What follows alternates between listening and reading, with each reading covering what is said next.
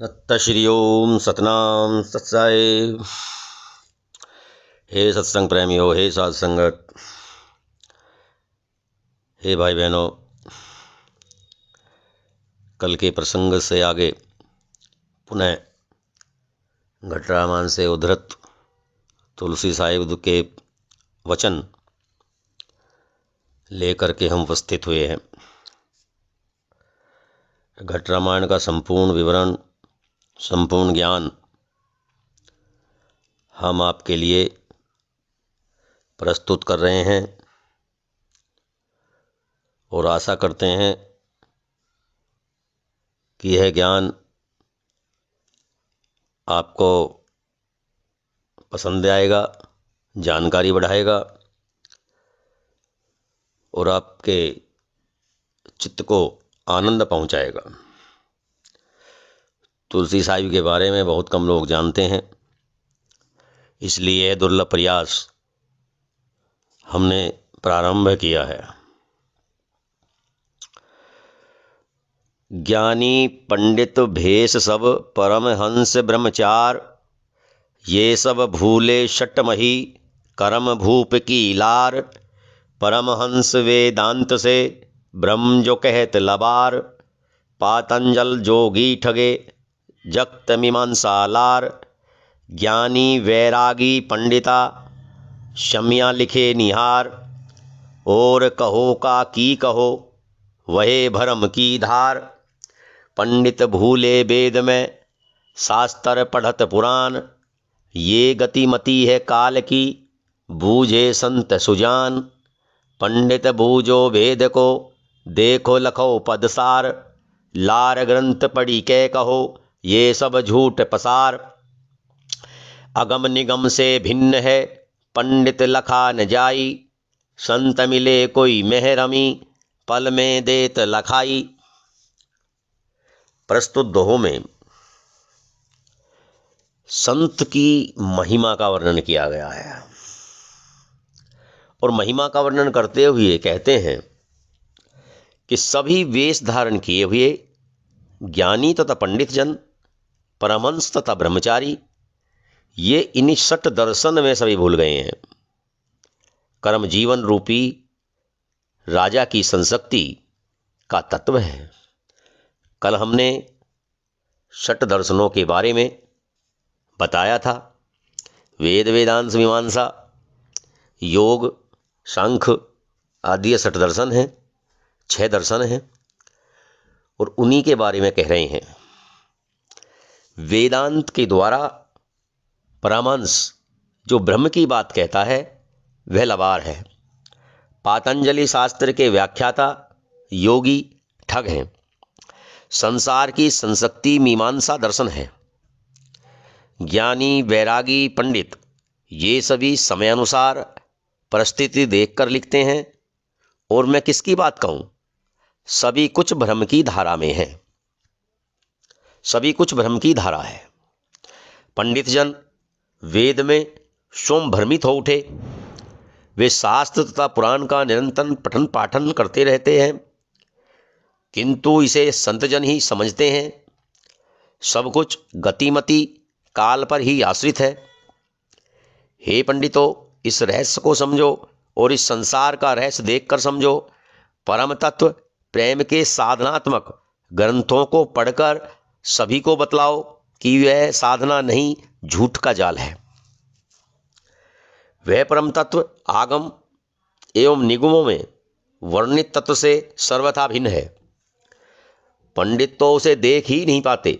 यदि कोई सिद्ध तथा उदार मना संत मिले तो वह सब कुछ पल में ही बता देता है। तुलसी साहिब वेद वेदांत में पुराणों में वर्णित तत्व से भिन्न किसी अन्य तत्व की बात कर रहे हैं और कहते हैं कि वह तत्व किसी संत की सानिध्यता में ही प्राप्त हो सकता है और हमें उसी तत्व को जानना चाहिए। या कि पंडित कहो बुझाई, भया वैराट नास कस भाई। 5 तत्व का रहा पसारा, नास वेद कस कहत पुकारा।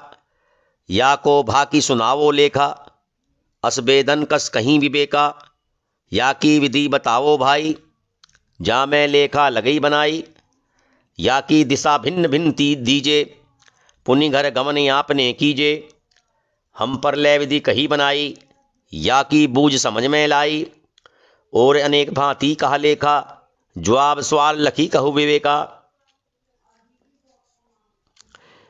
हे पंडितगण,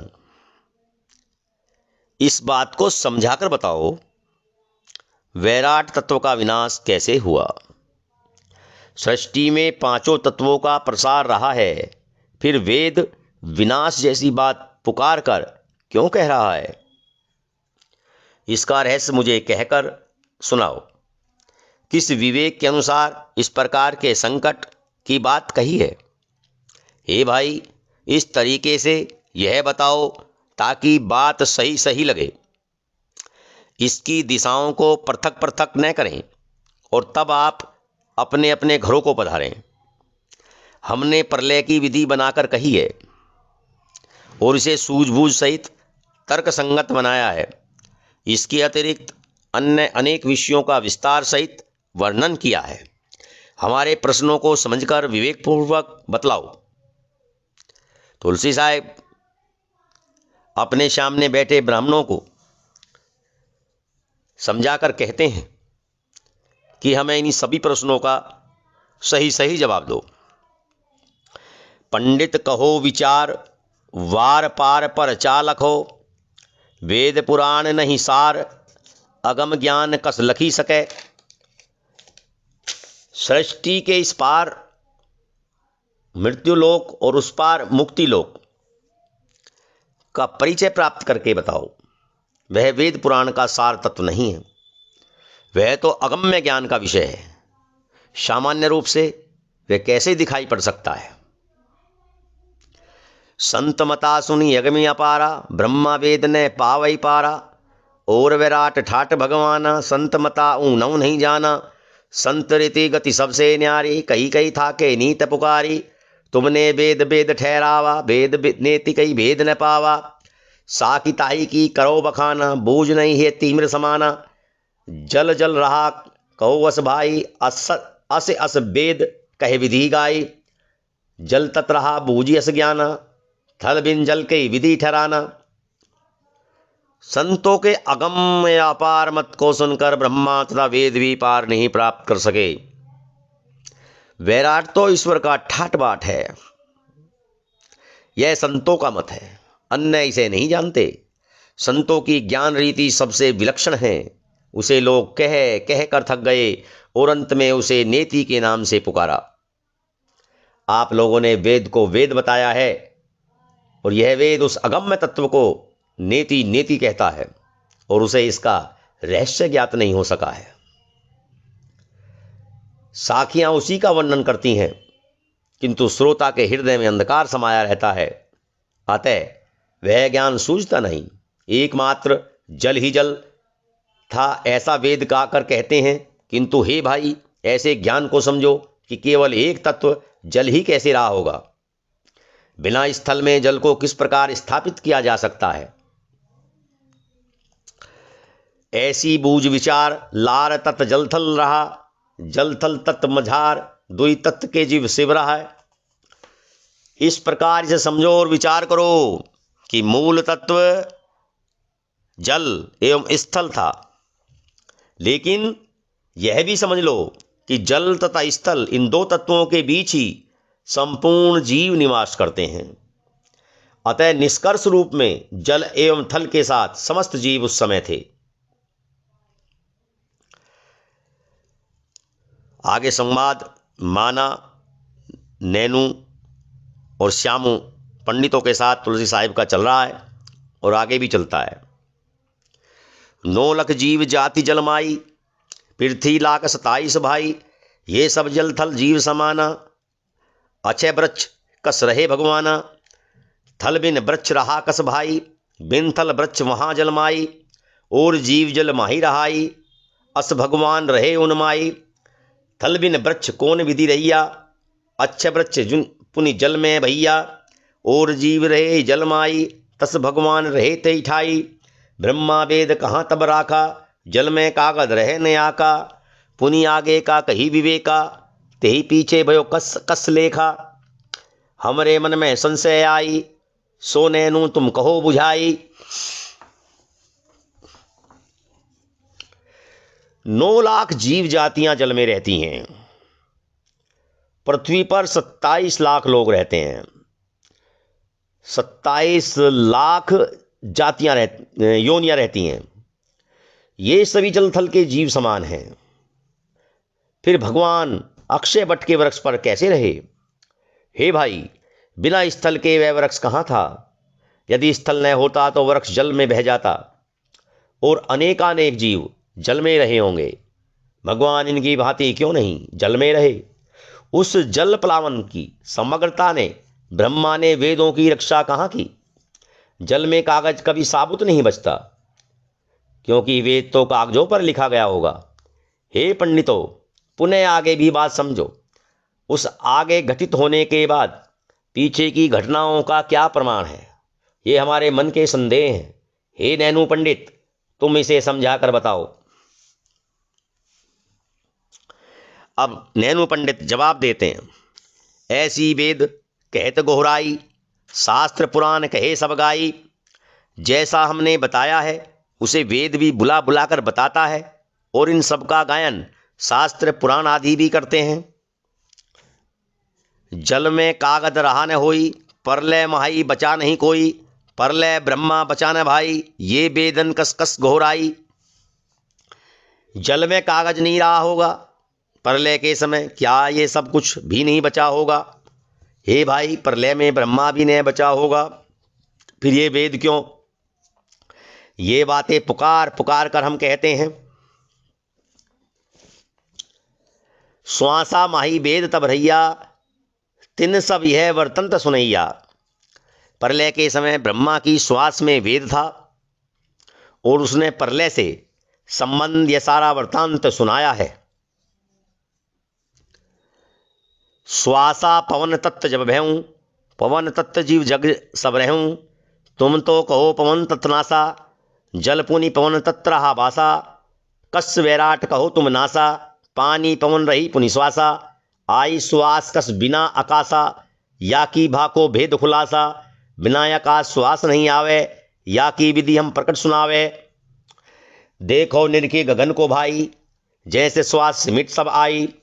पिंड ब्रह्मंड विधि एक बखाना, तन में श्वासा गगन समाना। गगन रहे श्वासा भई नासा, वेदन कस कस कहा तमाशा। जल पृथ्वी बिन कहीं विधि रहिए, नैनू या की समझ सुनइए। जल रहिया तुम ऐसी भाकी, श्वासा पवन बताओ हो साखी। तो आकाश होइए पुनि सोई, जल पुनि रही प्रीति सुन होई। जल पवना पुनि गगनी आकाशा, रही अग्नि चारों में बासा। तुम कहो 5 तत्व करनासा, ये विधि 5 रहे निवासा। तुम कही आए कि जल ही रहाई, ऐसे वेद कही गोहराई। 5 तत्व से जगरा सोई, कहो या कि कस प्रलय होई। जल के रहे सभी पुनि रहिया, झूठी सकल भेद विधि कहिया। 1 तत्व कदी रहते बतावो, 5 तत्व कदी ना सुनावो। ऐसा कस कस ज्ञान तुम्हारा, या कर कहो भेद निर्वारा। जब श्वास से पवन तत्व का निर्माण हुआ, तब यह तत्व संसार के सारे जीवों में रहा होगा। तुमने तो कहा है कि सारे तत्व विनष्ट हो गए थे, किंतु जल तत्व में पवन तत्व का वास रहता है। इस विशाल सृष्टि के विनाश की बात तुम कहते हो, किंतु पानी तथा वायु में दोनों विष्णु के श्वास में थे।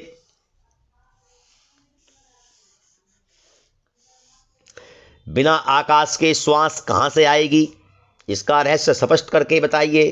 हे भाई, आकाश में दृष्टि लगाकर देखो, जहाँ से सिमट कर सारी श्वासें आई हैं। पिंड तथा ब्रह्मांड की एक ही विधि है और शरीर की श्वास गगन में समाई रहती है। आकाश रहेगा और श्वास का विनाश हो उठेगा, ऐसा तमाशा वेदों ने कैसे कैसे कहा है? पृथ्वी के बिना जल कैसे रहेगा? हे नैनू पंडित, इसे समझकर सुनाइए। और तुमने कहा कि बिना जल के पृथ्वी रहेगी, फिर श्वास तथा वायु की भी साक्षी बताओ। तो क्या आकाश बिना वायु के रहेगा और जल पृथ्वी पर बराबर बना रहेगा? जलवायु, गगन तथा वायु, इन चारों तत्वों में जलवायु, अग्नि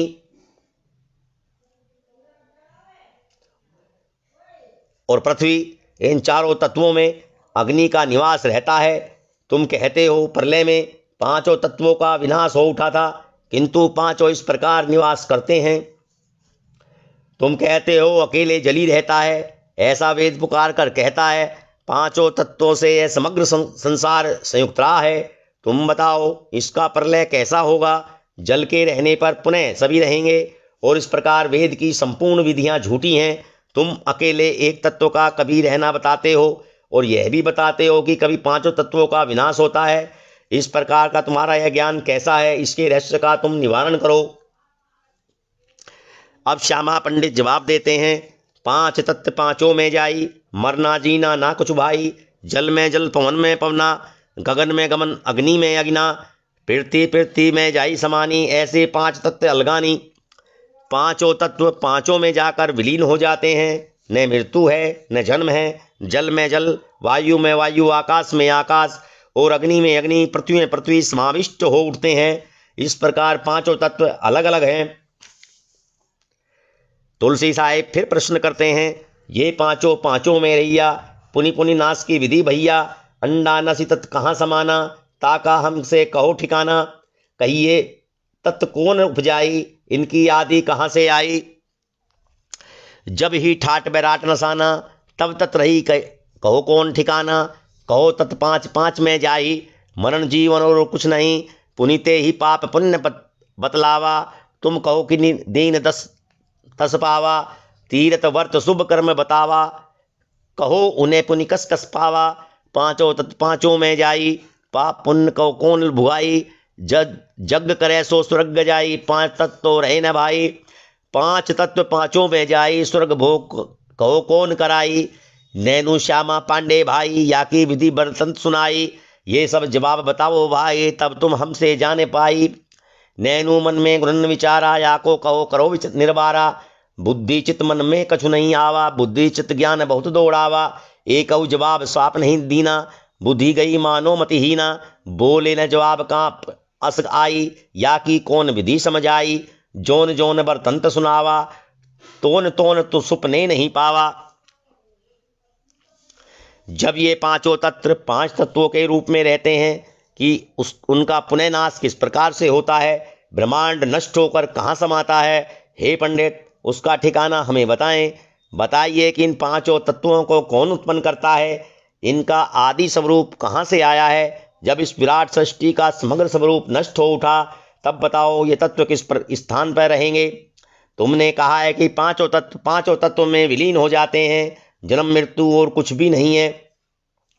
पुनः उसको पाप पुण्य बतलाया है। तुम कहते हो जैसा तुमने किया या दिया उसी को प्राप्त करते हो। तीर्थ वर्त शुभ कर्म बतलाते हो। लोगों को यह भी बतलाते हो कि वे उसे कैसे कैसे प्राप्त करते हैं। पांचों तत्वों में प्रवेश कर जाते हैं। फिर स्वर्ग भोग शरीर का कौन सा रूप प्राप्त करता है। जो यज्ञ करता है वह स्वर्ग गमन करता है, किंतु हे भाई, उस यज्ञकर्ता के पांचों तत्व तो रहिए नहीं, तो स्वर्ग भोग किसे कराया जाता है। हे नैनु तथा श्यामा पांडे भाई, इसका तरीका और वरदान स्पष्ट करें। हे भाई, ये सब उत्तर हमें बताओ, तब तुम हमारे पास से जाने पाओगे। नैनु पंडित ने मन ही मन चिंतन करके विचार किया कि मैं इस बात का निराकरण कैसे करूं। उनके मन बुद्धि औचित्य में कुछ नहीं सुनाई पड़ा, और उन्होंने खूब दौड़ाया। उन्होंने एक भी उत्तर स्पष्ट रूप से नहीं दिया, मानो उनकी बुद्धि ज्ञानहीन हो गई हो। वे उत्तर नहीं दे सके। शरीर में असक्ता के कारण कंप जैसा उत्पन्न हुआ, और विचार आया कि इन सब बातों का उत्तर किस विधि से समझाया जाए। जिन जिन वृत्तांतों को उन्होंने पूछा, वे भूलकर उनके स्वप्न में भी उनके मन में नहीं आए। आज का वृत्तांत यहीं पर समाप्त किया जाता है। बहनों भाइयों, साध संगत, सत्संग भाइयों, सत्संग प्रेमियों, कल हम आपके सामने यहाँ से आगे का प्रसंग घट रामायण से लेकर के फिर उपस्थित होंगे। तब के लिए सत्य श्री ओम, सतनाम, सत्साई।